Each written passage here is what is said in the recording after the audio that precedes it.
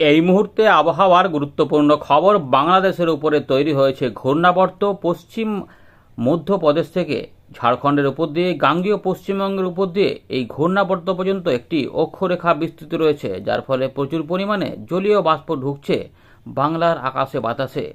এদিকে চৈত্র মাসের শেষ দিনে বেশ কিছুটা ঝড় বৃষ্টি দেখা গেছে দক্ষিণবঙ্গের বিভিন্ন জেলাতে। কোথাও কোথাও শিলা বৃষ্টিপাতও অনেক জায়গাতে হয়েছে। রেড অ্যালার্ট জারি করেছিল আলিপুর আবহাওয়া দপ্তর। এবারে আবহাওয়াতে আবার পরিবর্তন আসছে, জলীয় বাষ্প আরও কিছুটা ঢুকে পড়েছে, ফলে আবারও কিছুটা ঝড় বৃষ্টি হবে এই সপ্তাহে। তবে আগামী সপ্তাহে প্রবল দুর্ভোগের অবস্থা হতে চলেছে। প্রচণ্ড তাপপ্রবাহ সোমবার থেকে আস্তে আস্তে আসতে শুরু করবে, যার ফলে শেষ সপ্তাহটা অনেকটাই ভোগাবে। তবে তারই মধ্যে আবার ঝড় বৃষ্টির পরিবেশ থাকতে পারে মাসের একদম শেষ ভাগে, যেখানে আবার কালবৈশাখী দেখা যেতে পারে, এমনভাবেই রয়েছে আগামী দিনের পূর্বাভাস। তো বর্তমান আবহাওয়া পরিস্থিতিতে আজ কোথায় বৃষ্টিপাত হবে, কোন জায়গাতে বৃষ্টিপাত কম সম্ভাবনা, কোথায় কোথায় কি হতে চলেছে, আবহাওয়া দপ্তর কিছুটা জানিয়েছে, আমরা সেটা অবশ্যই জানাবো। তারপর আমরা এখান থেকে আলোচনা করব কবে কবে কোথায় কোথায় ঝড় বৃষ্টি হতে পারে এবং তাপমাত্রা ঠিক কত ডিগ্রিতে পৌঁছাবে। 50 ডিগ্রি হবে নাকি 45 ডিগ্রি হবে, না তার আশেপাশে থাকবে, কোথায় গিয়ে পৌঁছাবে তাপপ্রবাহ, সেটা আমরা আলোচনা করব। তাই অত্যন্ত গুরুত্বপূর্ণ এই ভিডিওটিকে সম্পূর্ণ দেখবেন। আপনি কোন জেলা থেকে দেখছেন কমেন্ট করার পাশাপাশি আপনি জানাবেন যে আপনার এলাকায় বর্তমানে আকাশ মেঘলা আছে না পরিষ্কার আছে, এবং গত 24 ঘন্টায় আপনি কি কোনো ঝড় বৃষ্টি পেয়েছেন, পেলে সেটা কেমন পেয়েছেন অবশ্যই জানাবেন। দেখুন বন্ধুরা, ইতিমধ্যে 15 এপ্রিল ভারতীয় মৌসুম ভবন সকালবেলাতে আপডেট প্রকাশ করেছে। 15 এপ্রিল মানে হচ্ছে পয়লা বৈশাখ। সকলকে পয়লা বৈশাখের শুভেচ্ছা এবং অভিনন্দন থাকলো খবর বাংলা ইউটিউব চ্যানেলের পক্ষ থেকে। এবারে দেখে নিই সিস্টেমগুলো নিয়ে কি বলছে ভারতীয় মৌসুম ভবন। ইতিমধ্যে 5:30টার সময় যে খবরটা উঠে আসছে আমরা দেখে নিচ্ছি ঘূর্ণাবর্ত কোথায় কোথায় রয়েছে। তো ঘূর্ণাবর্ত রয়েছে উত্তর পূর্ব মধ্যপ্রদেশ এবং সংলগ্ন এলাকাতে। একটি অক্ষরেখা এই ঘূর্ণাবর্ত থেকে দক্ষিণ উড়িষ্যার উপকূল ভাগ পর্যন্ত বিস্তৃত রয়েছে, ছত্তিশগড় পর্যন্ত। এর পাশাপাশি ঘূর্ণাবর্ত রয়েছে বাংলাদেশ এবং সংলগ্ন এলাকাতে। এদিকে অক্ষরেখা একটি পশ্চিম মধ্যপ্রদেশ থেকে ওই ঘূর্ণাবর্ত পর্যন্ত বাংলাদেশের উপরে বিস্তৃত রয়েছে, যেটা গেছে পূর্ব মধ্যপ্রদেশ, ঝাড়খণ্ড এবং গাঙ্গেয় পশ্চিমবঙ্গের উপর দিয়ে, অর্থাৎ ঝড় বৃষ্টির পরিবেশ এখনও পাওয়া যাবে। এর পাশাপাশি আবহাওয়া দপ্তর জানাচ্ছে হিমালয়ের পশ্চিম ভাগে 16 এপ্রিল থেকে একটি পশ্চিমী ঝঞ্ঝা নতুন করে আসছে। এই সিস্টেমগুলি আমরা জানলাম। এবারে আমরা জানবো যে তাপমাত্রায় কি পরিবর্তন হবে, তারপর বৃষ্টিপাতগুলো আমরা দেখব। এবারে আবহাওয়া দপ্তর জানাচ্ছে যে উত্তর পশ্চিম ভারতে 3 থেকে 5 ডিগ্রি তাপমাত্রা বৃদ্ধি পাবে 18 এপ্রিল পর্যন্ত, তারপর আবার 2 থেকে 4 ডিগ্রি কমতে পারে।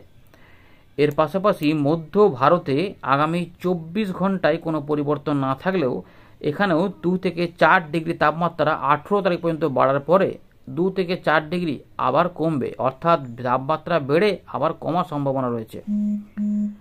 এর পাশাপাশি মহারাষ্ট্রের ভেতরভাগের দিকে তাপমাত্রা বাড়বে, আর গুজরাটের দিকেও তাপমাত্রা ধীরে ধীরে বাড়বে 17 তারিখ পর্যন্ত, তারপর আবার কমার কথা বলছে। এইরকম একটা পরিবেশ কথা বলছে আবহাওয়া দপ্তর।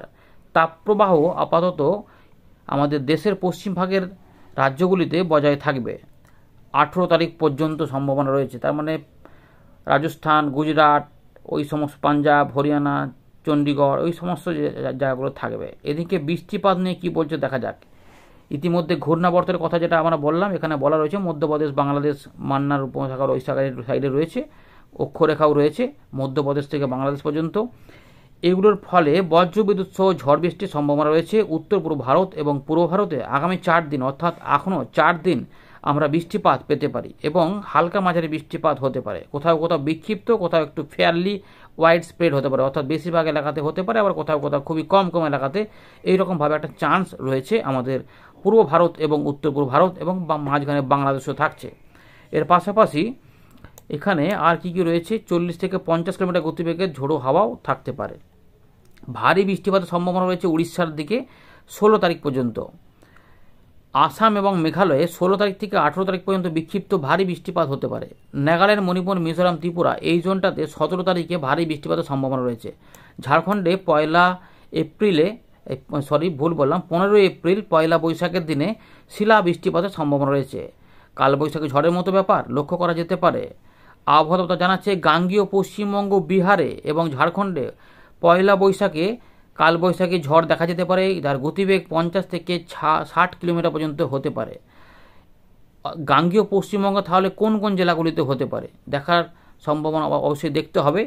বিহারের দিকে ঝাড়খণ্ডে থাকবে, তার মানে বিহার ঝাড়খণ্ড হবে, মানে বিহার ঝাড়খণ্ড সংলগ্ন আমাদের গাঙ্গীয় পশ্চিমবঙ্গ হওয়ারই সম্ভাবনা বেশি। সেক্ষেত্রে সম্ভাবনা থাকবে পুরুলিয়া, পশ্চিম বর্ধমান বা পূর্ব বর্ধমান একটুখানি, বা বীরভূম, মুর্শিদাবাদ ওই দিকটাতেই তার মানে কালবৈশাখী ঝড়ের সম্ভাবনা থাকবে। তার মানে পশ্চিমের দিকের কিছু অংশে আবারও ঝড় বৃষ্টির সতর্কতা দিয়েছে ভারতীয় মৌসুম ভবন।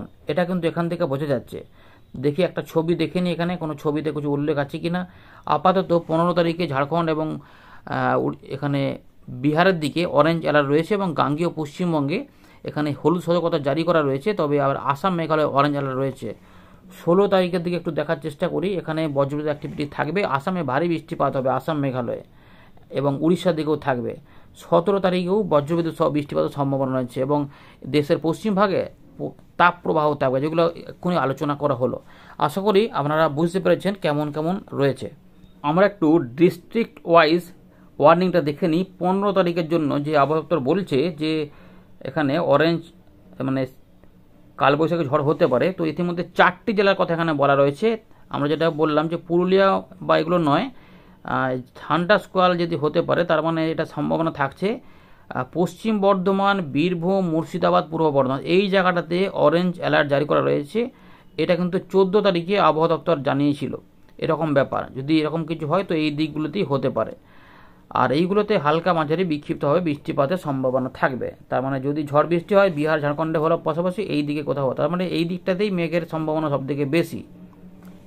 তো আমরা চলে এলাম উইন্ডির লাইভ স্ক্রিনে। তো ইতিমধ্যে আমরা দেখতে পাচ্ছি বেশ কিছু অংশ ফাঁকা ফাঁকাও রয়েছে, আবার কোথাও কোথাও মেঘলা মেঘলাও রয়েছে। তো ইতিমধ্যে আমরা দেখেছিলাম যে চৈত্র মাসের শেষ দিকে কিন্তু শেষ দিনে বৃষ্টিপাত হয়েছিল এবং এই দিকগুলোতে পরবর্তী ক্ষেত্রে অনেকটাই মেঘ এগিয়ে গিয়েছিল। তাই বীরভূম, মুর্শিদাবাদ, পূর্ব পশ্চিম বর্ধমান, পুরুলিয়া, বাঁকুড়া, ঝাড়গ্রাম, পশ্চিম মেদিনীপুরের কিছু এলাকা, অল্প কিছু হাওড়া, কলকাতা কিছু কিছু এলাকা, উত্তর চব্বিশ পরগনা কিছু এলাকা এবং তার পাশাপাশি নদিয়া, এই সমস্ত জায়গাতেই বৃষ্টিপাত, হুগলিতেও বৃষ্টিপাত পাওয়া গেছিলো। কোথাও কোথাও শুধুমাত্র ঝোড়ো হাওয়া, হালকা ফুলকা বৃষ্টিপাত হয়ে কেটে গেছে, কারণ এইটা এই দিক হয়ে যাচ্ছিল। এখনও সেরকমই দেখা যাচ্ছে, এরকমই রয়েছে। তাই মেঘলা মেঘলা রয়েছে এই সমস্ত এলাকাগুলি।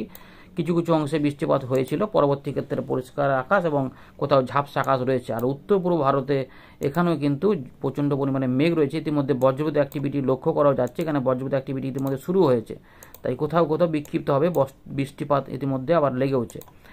এবারে যেটা আবহাওয়া দপ্তর জানিয়েছে আবার বজ্রগর্ভ মেঘে বৃষ্টিপাত হতে পারে। তো ইতিমধ্যে আমাদের যেটা জানাবো যে মাসের শেষ দিকে দেখুন 28 এপ্রিল বা 29 এপ্রিলের দিকে বাংলাদেশ এবং আমাদের সংলগ্ন গাঙ্গীয় পশ্চিমবঙ্গে কালবৈশাখী ঝড় বৃষ্টির প্রবল একটা সম্ভাবনা রয়েছে।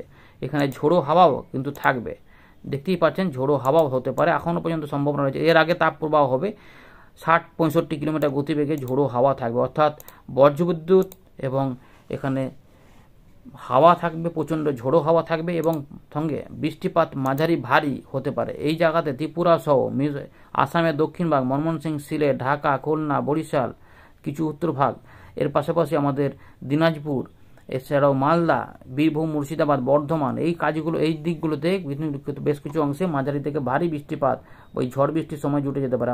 আসাম, মেঘালয়ও থাকবে। 28-এর পর আমরা একটু দেখে নিই 29 তারিখের দিকেও এবং আসাম, মেঘালয়, বাংলাদেশ, ত্রিপুরা, মিজোরামের দিকে, চট্টগ্রামের দিকে ঝড় বৃষ্টির পরিবেশ থাকবে এবং বিক্ষিপ্তভাবে আমাদের দিকেও আসবে। তার মানে মাসের শেষের দিকে একটা ঝড় বৃষ্টির পরিবেশ আমরা আবার পাবো। এতে আমরা নিয়মিত আপডেট নজর রাখবো। তার আগে আমরা বলে রাখি এই যে 27 তারিখ বা 26 তারিখ পর্যন্ত কিন্তু প্রচণ্ড গরম থাকবে। এই সময়কালে বজ্রবিদ্যুৎ অ্যাক্টিভিটিটা হবে না, হবে যেটা হবে এই দিকগুলোতে থাকলেও এই দিকগুলোতে তাপমাত্রা প্রচণ্ড বেড়ে থাকবে। ভালো করে দেখুন 44 ডিগ্রি, 43 ডিগ্রি, অর্থাৎ ঠিক এই দিক থেকে উত্তরপ্রদেশ থেকে এই এলাকা পর্যন্ত প্রচণ্ড গরম থাকবে। আমাদের ওই 21-22 তারিখের আশপাশ থেকেই কিন্তু প্রচণ্ড গরম শুরু হবে, অর্থাৎ আগামী সপ্তাহের সোমবার থেকেই গরমটা বাড়তে শুরু করবে। বেশ কিছু অংশে জলীয়বাষ্প এখানে যাওয়ার জন্য হয়তো এখানে এই জায়গাগুলোতে অস্বস্তিকর গরম থাকবে। কলকাতা, হাওড়া, হুগলি, 2 চব্বিশ পরগনা, 2 মেদিনীপুর, এর পাশাপাশি আমাদের মুর্শিদাবাদ, নদিয়া প্রচণ্ড অস্বস্তিকর গরম থাকবে। আর এইগুলোতে প্রচণ্ড তাপ প্রবাহের জ্বলন থাকবে। বুঝতেই পারছেন। তো বিহার, ঝাড়খণ্ড, এর পাশাপাশি আমাদের পশ্চিমের দিকে জেলাগুলিতে প্রচণ্ড গরম থাকবে, কিছুটা মাঝারি ধরনের থাকবে উত্তরবঙ্গেতে, কিন্তু গরম অসহ্যকর পরিবেশটা বাংলাদেশ সহ দক্ষিণ ভাগেও, ত্রিপুরা, মিজোরাম, মণিপুরের দিকেও থাকবে।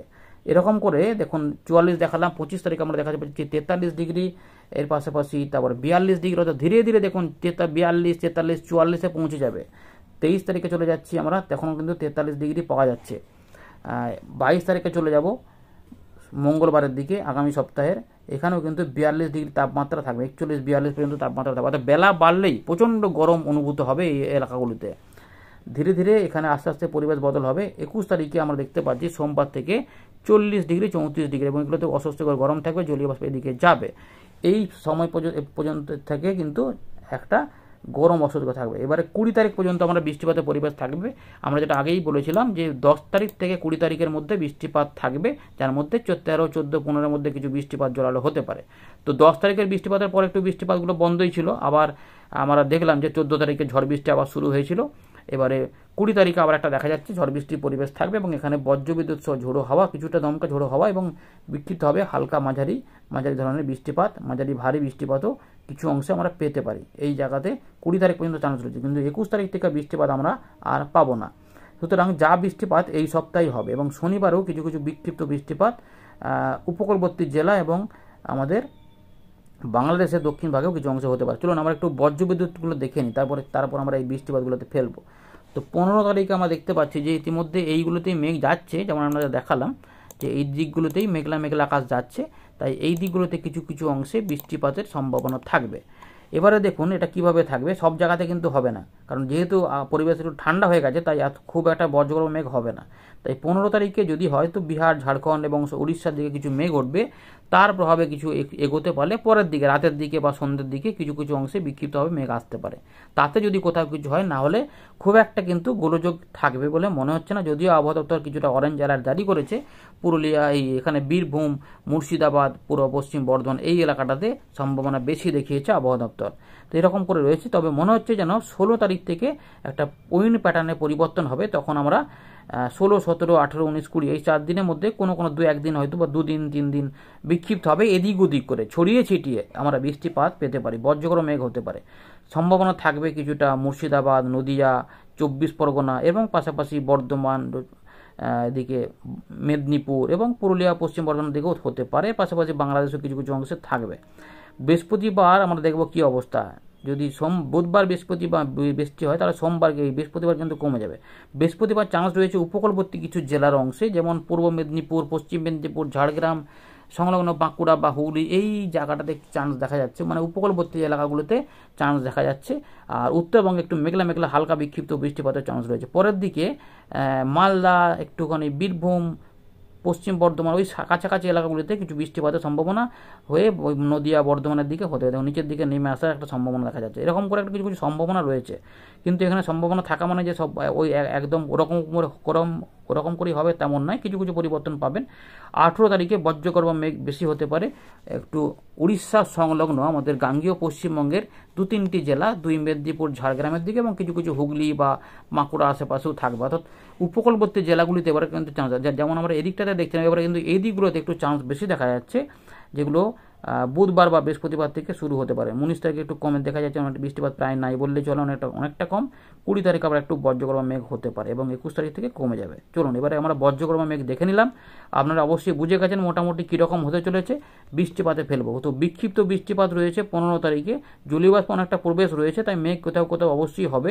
তবে উড়িষ্যা, ঝাড়খণ্ডের দিকে বৃষ্টিপাতের সম্ভাবনা ভালো রয়েছে, বিহারের দিকে একটু হবে, আর বাংলাদেশের ত্রিপুরার দিকে কিছু কিছু অংশে হতে পারে, একটু এদিক ওদিক করে মেঘ উঠতে পারে, কিন্তু দক্ষিণবঙ্গে খুব একটা বেশি চান্স দেখা যাচ্ছে না, যদিও পশ্চিমের দিকে জেলাগুলি টার্গেটে রয়েছে কিছু কিছু অংশ, পুরুলিয়া, পশ্চিম বর্ধমান, পূর্ব বর্ধমান, বাঁকুড়া, একটু বীরভূম, মুর্শিদাবাদ, নদিয়া কাছাকাছি এলাকাগুলো হলে হতেই পারে। আর সিলেট, ময়মনসিংহ এবং কিছু কিছু আমাদের ত্রিপুরা, মিজোরাম, চট্টগ্রাম, বাংলাদেশের ঢাকা এগুলোতেও কিছু কিছু অংশে হতে পারে। খুলনা বরিশালের দিকেও পরবর্তী ক্ষেত্রে আসতে পারে, রাত থেকে সকালেও বৃষ্টিপাতের সম্ভাবনা। পরের দিকে আমরা দেখতে পাচ্ছি যে উইন্ড প্যাটার্নটা বা বৃষ্টিপাতের যে প্যাটার্ন, সেটা কিন্তু দিনাজপুর মালদা হয়ে বীরভূম মুর্শিদাবাদ হয়ে উপকূলবর্তী কিছু জেলা হয়ে কিন্তু এদিকে এরকম করে কলকাতা হাওড়া উপর দিয়ে আশপাশের জায়গাও দিয়ে পশ্চিমের দিকে জেলাগুলিতে ঠেলে যেতে পারে। তো এদিকে তার মানে এদিকে কিছু কিছু মেঘ উঠবে এবং দেখা যাচ্ছে যে আসাম মেঘালয়ে বিভিন্ন অংশে, আসামের বিভিন্ন অংশে কিন্তু বৃষ্টিপাতের সম্ভাবনা রয়েছে এই সময়কালে। এই জায়গাগুলোতে কিন্তু হতে পারে, এরকম একটা রয়েছে। অর্থাৎ এই দিকেও থাকছে, এদিকেও থাকছে, তার মানে এই দিকে বৃষ্টিপাত হতে পারে। 16 তারিখ হতে পারে, 17 তারিখেও তার মানে বৃষ্টিপাত দেখুন রয়েছে। বাংলাদেশ উপরে রয়েছে, ত্রিপুরা মিজোরামে হয়েছে, আসাম মেঘালয়েও থাকবে এবং আমাদের গাঙ্গেয় পশ্চিমবঙ্গে উপকূলবর্তী কিছু জেলাতে এবং অন্যান্য জায়গাতেও বিক্ষিপ্ত হবে 1 পশলা কি 2 পশলা বৃষ্টিপাত হতে পারে। বীরভূম মুর্শিদাবাদ নদিয়া এদিকেও হতে পারে, দিনাজপুরের দিকেও হতে পারে, উত্তরবঙ্গের বিভিন্ন অংশ হালকা মাঝারি বিক্ষিপ্ত হতে পারে। 17 তারিখে একটা চান্স থাকছে, যেটা আমাদের আগে বলেছিলাম, তবে কোথাও কোথাও বিক্ষিপ্তভাবে আসবে। এদের এই দিকগুলোতে রয়েছে একটা ভালো সম্ভাবনা, যেটা বীরভূম মুর্শিদাবাদ বর্ধমান নদিয়া বাংলাদেশের রাজশাহী মেহেরপুর খুলনা এদিকে সাথে যশোর লহগড়া ধরে কলকাতা হাওড়া হুগলি 24 পরগনা দেখুন এখানে এদিক দিয়ে মেদিনীপুর পূর্ব মেদিনীপুর পশ্চিম মেদিনীপুর পূর্ব দিকগুলোতেও আসছে এবং এখানে সন্দ্বীপ হাতিয়া এগুলোতেও কিছু কিছু অংশে চলে আসতে পারে এবং রংপুর রাজশাহী ময়মনসিংহ সিলেট এর পাশাপাশি আরও কিছু বৃষ্টিপাত 18 তারিখেও দেখা যাচ্ছে এরকম করে আসতে পারে। মাঝারি ভারী বৃষ্টিপাত 18 তারিখেও কিছু অংশে পাওয়া যেতে পারে। তার মানে বৃষ্টিপাত রয়েছে, বজ্রবিদ্যুৎগুলো উপকূলবর্তী জেলাতে থাকবে, কিন্তু বাকি জেলাগুলোতেও বৃষ্টিপাতের পরিবেশ থাকবে এবং বাংলাদেশেও থাকছে মাঝারি ভারী বৃষ্টিপাত কিন্তু রয়েছে।